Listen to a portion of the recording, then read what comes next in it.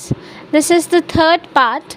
We have already covered up all these pages before this page. 9th page से अब हमको part 3 start करना है. अगर आपने पार्ट 1, पार्ट 2 नहीं देखा, please go and check out those videos because that are extremely important if you want to cover upcoming videos. You have to go and watch those videos too if you want to study in continuity. अगर आप continuity में देखना चाहते हैं तो part 1, part 2 दोनों देख के फिर पार्ट 3 देखे, आपके लिए हाईली बेनिफिशियल होगा. And I want to tell you again through this video कि अगर आप मेरे साथ पूरी NCERT कवर करना चाहते हैं ईच एंड एवरी लाइन, तो आप प्लीज़ इस चैनल को फॉलो करें. Let's start with part 3. मैंने आपको जुवेनाइल फेज़ के बारे में बताया था. सेक्सुअल मैच्योरिटी के पहले का जो फेज़ होता है, जो ग्रोथ फेज़ होता है, उसको हम जुवेनाइल फेज़ बोलते हैं और इसी को हम वेजिटेटिव फेज़ बोलते हैं इन प्लांट्स. मैंने ये भी बताया था कि जुवेनाइल फेज़ का जो टाइमिंग है वो हर किसी के लिए डिफरेंट है. The end of juvenile vegetative phase which marks the beginning of the reproductive phase can be seen easily in higher plants. ये आपको जो phases दिखेंगे higher plants में बहुत critically आपको दिखते हैं. ओके. एंड ऑल्सो जो बीच में NCERT में जो बीच में questions आते हैं, if you want me to cover those part also, please comment in the comment section. मैं इन सबको भी लेके चलूँगी.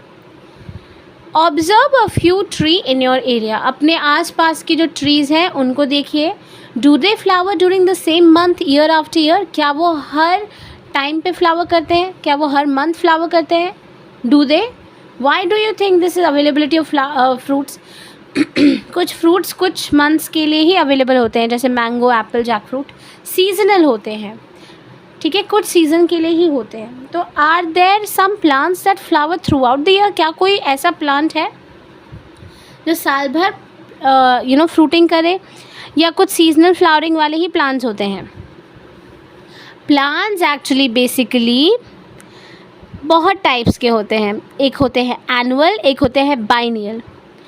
ये बहुत ही क्लियर कट वेजिटेटिव, रिप्रोडक्टिव और सेनेसेंट फेज शो करते हैं. जिस बारे में मैंने आपको बात की फेजेस के बारे में, तो ये प्लांट्स बहुत ही अच्छे से क्रिटिकली शो करते हैं. A few plants exhibit unusual flowering phenomena. Some of them such as bamboo species flower only once in their lifetime. कुछ प्लांट्स जो है सिर्फ खाली कुछ ही फेजेस में फ्लावर करते हैं. जैसे यहाँ पे बात की है बैम्बू स्पीशी के बारे में.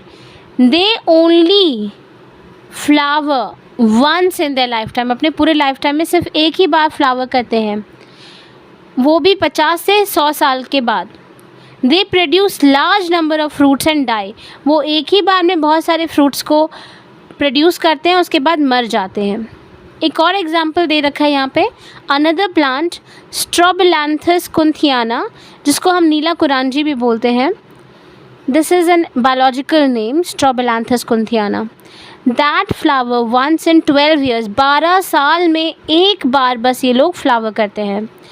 As many of you would know, this plant flower during September October 2006 में सितंबर अक्टूबर के बीच में इन्होंने फ्लावर किया था. Its mass flowering transform large tracks of हिली स्टेशन. और काफ़ी खूबसूरती से हर जगह फ्लावर्स गिरे बिखरे हुए थे, केरला में, कर्नाटका में, तमिलनाडु में, ब्लू स्ट्रेचेस में. और इसको देखने काफ़ी सारे टूरिस्ट वहाँ पे देखने आए. In animals the juvenile phase is followed by morphological physiological change prior to reproductive behaviour. अब मैंने जो आपको बताया कि सेक्सुअल मैच्योरिटी से पहले ये जुवेनाइल फेज़ होता है, लेकिन इससे पहले भी कुछ एनिमल्स में कुछ चेंजेस होते हैं. वो चेंजेस मॉर्फोलॉजिकल भी हो सकते हैं, फिजियोलॉजिकल भी हो सकते हैं. मॉर्फोलॉजी मतलब बॉडी वाइज, फिजियोलॉजी मतलब भी बॉडी वाइज काफ़ी चेंजेस होते हैं. The reproductive phase is also in variable duration. Different organism, हम हर डिफरेंट ऑर्गेनिज्म को अगर देखें तो सबके फेजेस डिफर करते हैं, सबके फेजेस डिफरेंट होते हैं. Okay. Among animals, for example birds, do they lay egg all through the year. क्या एनिमल्स या बर्ड्स जो है पूरे time throughout the year they lay egg each and every time throughout the year? No. या क्या seasonal method है, या ये सीजनल फेनोमेना है? क्या सीजन वाइज देते हैं? या फ्रॉग जो लिजर्ड है उन एनिमल्स का क्या? जो बर्ड्स होती हैं they living in nature lay eggs only seasonally, ये बस सीजनली जो है बर्ड्स ले एग करते हैं। हाउएवर बर्ड्स इन कैप्टिविटी, कैप्टिविटी मतलब जिनको अपने जो ह्यूमंस हैं अगर कैप्टिव रखते हैं, मतलब फार्म्स में बांध के रखते हैं, बंद करके रखते हैं, they can be made to lay eggs. उनको जो फार्म में जो बंद करके रखते हैं उनको वो through out the year egg ले करवाते रहते हैं इन दिस के। लेकिन नेचर में ऐसा नहीं है, नेचर में वो सीजनली ही देते हैं, लेकिन कैप्टिविटी में मतलब बंद होके वो साल भर जो फार्म्स में एग ले करवाते रहते हैं। In this case laying egg is not related to reproduction, यहाँ पे रिप्रोडक्शन से रिलेटेड नहीं है। हम लोग अपने बेनिफिट के लिए, ह्यूमन वेलफेयर के लिए उनका एक्सप्लॉयटेशन कर रहे हैं, कमर्शियल एक्सप्लॉयटेशन कर रहे हैं, क्योंकि हमें पूरे टाइम एग्स चाहिए, तो we are using them for our benefit. यहाँ पे हम ह्यूमन वेलफेयर के लिए यूज़ कर रहे हैं। Now females of the placental animals, mammals exhibit cyclical change. Cycle change आते हैं कुछ। आपको पता है मेंस्ट्रुअल साइकिल जो वुमेन की होती है और ऑस्ट्रस साइकिल जो एनिमल्स की होती है, दोनों साइकिल ही रिप्रोडक्टिव साइकिल्स हैं और जो कि डिफ़र करती हैं, एंड साइकिल वाइज ये चलता जाता है। यहाँ पे जितने भी ऑर्गेनिजम्स के जो पार्ट्स हैं, ओवरीज, एक्सेसरी डक्ट्स या हार्मोन्स, ये उनको प्रिपेयर करते हैं फॉर रिप्रोडक्शन। आप जो नॉन प्रीमेट मैमल्स होंगे उनमें आप देखेंगे, जैसे कि एग्जांपल है cow, sheep, rat, deer, dogs, tiger, इन सब में आप कुछ साइकिल चेंज देखते हैं और उस साइकिल को हम बोलते हैं ऑस्ट्रस साइकिल। प्रीमेट्स में for example monkey, apps and humans में भी आप मेंस्ट्रुअल साइकिल देखते हैं। यहाँ पे आपको मेंस्ट्रुअल साइकिल दिखेगी। Many mammals exhibit those living in nature while condition exhibit such cycle during favorable season. और ये साइकिल कुछ mammals सिर्फ favorable seasons में ही शो करते हैं। Many other mammals are reproductively active throughout their reproductive phase. कुछ animals पूरे time throughout their lifespan वो reproductively active होते हैं और इन टाइप के animals को हम बोलते हैं continuous breeders। क्या बोलते हैं? Continuous breeders, because they are active throughout their reproductive phase. वो पूरे टाइम ही एक्टिव रहते हैं, इसीलिए उनको continuous breeders कहते हैं। That we all grow old is something that we recognize. आपको पता है लाइफ के साथ साथ हम लोग सब के सब ओल्ड होते हैं। यंग जब हम होते हैं तो हाईली हेल्दी और सब कुछ होता है। ओल्ड हम धीरे धीरे होने लगते हैं तो धीरे धीरे हमारे अंदर बहुत चेंजेस होने लगते हैं। वैसे what do you meant by growing old? Old होने का मतलब आपको क्या लगता है? ओल्ड होना मतलब ये जो रिप्रोडक्टिव फेज़ था इसका ख़त्म हो जाना। ओल्ड होना मतलब ये जो आपका रिप्रोडक्टिव फेज़ था उसका एक तरीके से ख़त्म हो जाना, उसको हम लोग ओल्डनेस कहते हैं या ओल्ड एज या सेनेसेंस कहते हैं। ये एक पैरामीटर है। अगर आप रिप्रोडक्टिवली एक्टिव हैं तो that means you are not old. If you are जैसे ही वो फेज़ आपका ख़त्म हो जाएगा आपको बोला जाएगा यू हैव अटेन सेनेसेंस या old age. Now they are concomitant there are concomitant changes in the body. अब हमारे अंदर क्या क्या चेंजेस आते हैं?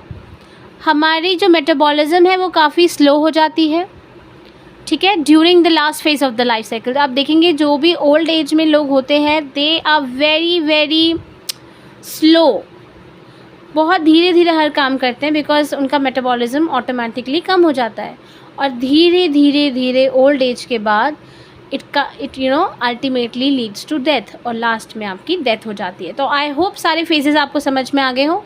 जुवेनाइल फेज आपका ग्रोथ का फेज़ होता है, फिर आपका रिप्रोडक्टिव फेज़ आता है, फिर आपका पोस्ट रिप्रोडक्टिव फेज़ आता है जिसको हम लोग बोलते हैं सेनेसेंस या ओल्ड एज। आई होप आपको फेजेस बिल्कुल क्लियर हो गए होंगे।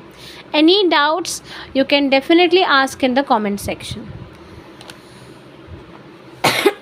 Next, both the plants and the animals, hormones are responsible for transition. और ये जो phases में transition हुआ हमारा, मतलब जुवेनाइल फेज से फिर रिप्रोडक्टिव फेज से फिर उसके बाद ओल्ड एज फेज से, ये किसके थ्रू हो रहा है? Because of the hormones. सब कुछ हॉर्मोन्स की वजह से हो रहा है.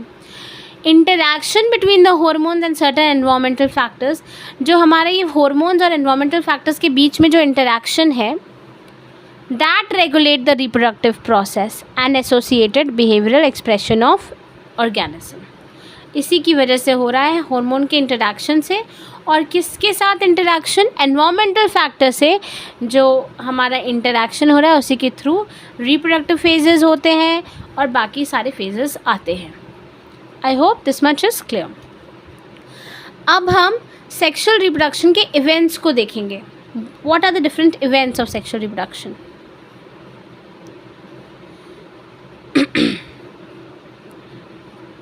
आफ्टर अटेनमेंट ऑफ मेच्योरिटी होने के बाद all the sexually reproductive organism exhibit events and process that have remarkable fundamental similarity even though the structures of the sexual reproduction any very different. सब बहुत डिफरेंट है. The event of the sexual reproduction although elaborate and complex follow a regular sequence, लेकिन ये एक regular sequence follow करते हैं. सबसे पहले sexual reproduction is characterized by the fusion. अगर सेक्शुअल रिप्रोडक्शन हो रहा है तो यहाँ पे फ्यूजन ज़रूर होगा. पहला पॉइंट फ्यूजन होगा. Fusion of what? Fusion of male and female gametes. Male और फीमेल गैमीट्स यहाँ पे फ्यूज़ करेंगे. फिर होगा फॉर्मेशन ऑफ जाइगोट. फ्यूजन से क्या फॉर्म होता है? जाइगोट. और उसके बाद होगी एम्ब्रियोजेनेसिस. कन्वीनियंस के लिए, to easily understand all these phases, one has actually differentiated it into 3 events. कौन से 3 इवेंट्स हैं? Pre fertilization, fertilization, post fertilization. Fertilization के पहले के प्रोसेस को हम प्री फर्टिलाइजेशन बोलते हैं और फर्टिलाइजेशन के बाद के प्रोसेस को या फेज को हम पोस्ट फर्टिलाइजेशन इवेंट बोलते हैं. We will cover the pre-fertilization, fertilization and post-fertilization in the next part of the video. Please do subscribe the channel to cover each and every chapter of this NCERT. अगर आप हर एक chapter मेरे साथ इसी तरीके से कवर करना चाहते हैं, do please subscribe the channel. और अगर आप ये था हमारा 3rd part of the video, आगे पार्ट्स भी आएंगे तो प्लीज़ सब्सक्राइब करें और नोटिफिकेशन को भी आप क्लिक कर दें ताकि आपको जब भी वीडियोज़ आए नोटिफाई हो जाए. Thank you.